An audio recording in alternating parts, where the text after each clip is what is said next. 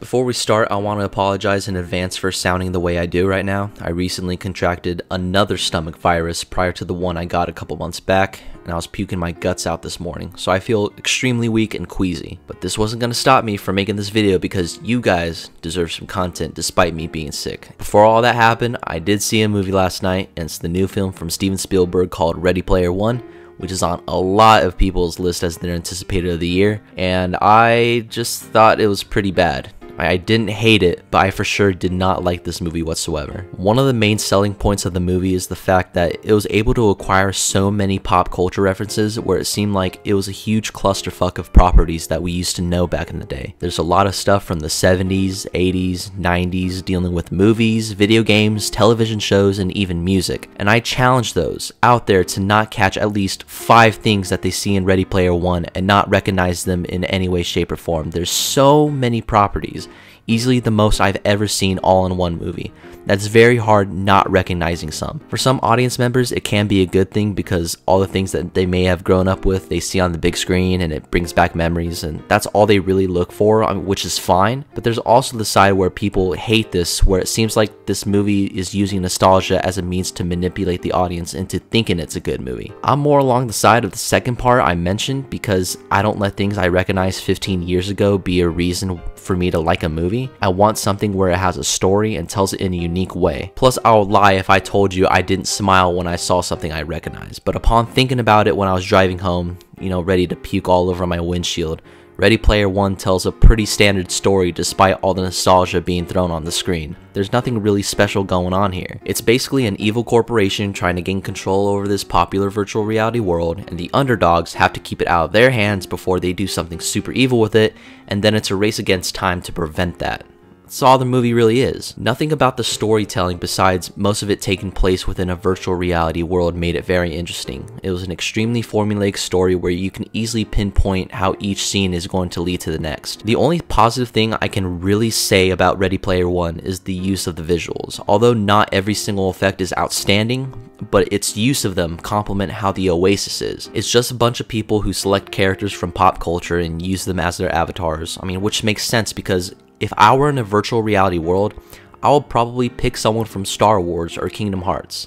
Well, probably not from Kingdom Hearts, but definitely Star Wars. And, having the Force, that would be insane for it to be in a virtual reality world. But that's really it.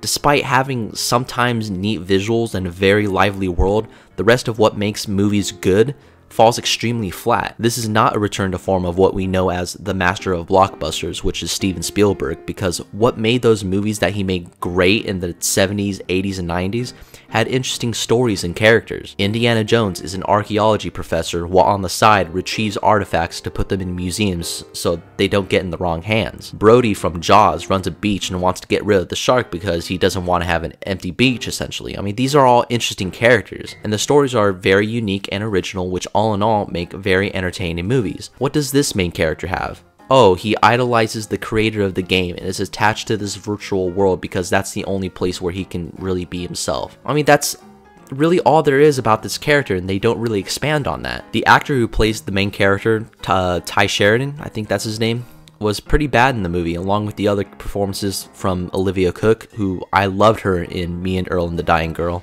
She was also very bad. From the main characters to the side characters, they rarely have any story arcs strong enough to where you can get behind them. If the virtual side of these characters are more interesting than the real life people, then there's a problem. The only one of these actors that really tried was Ben Mendelsohn as the main villain. But then you look at another movie he was in, which was Rogue One, a Star Wars story.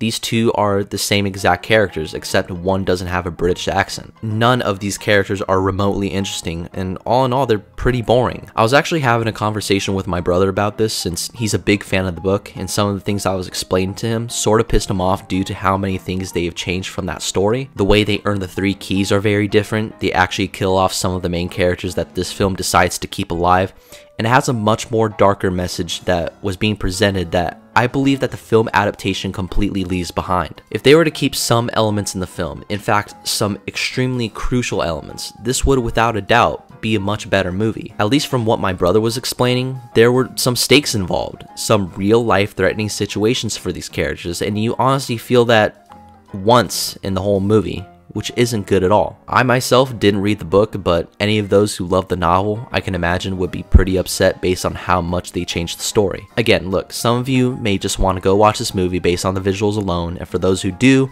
it's fine. In fact, I encourage you to see this movie on the big screen. But as far as where I stand, just wait for Ready Player One to get the Netflix release.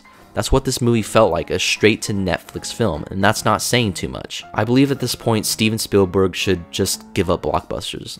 His prime in that department is definitely over, but still doing good in the drama category, I guess. Oh shit, I forgot he's doing Indiana Jones 5. You know what, I'm gonna go puke some more, so I'll talk to you guys next time.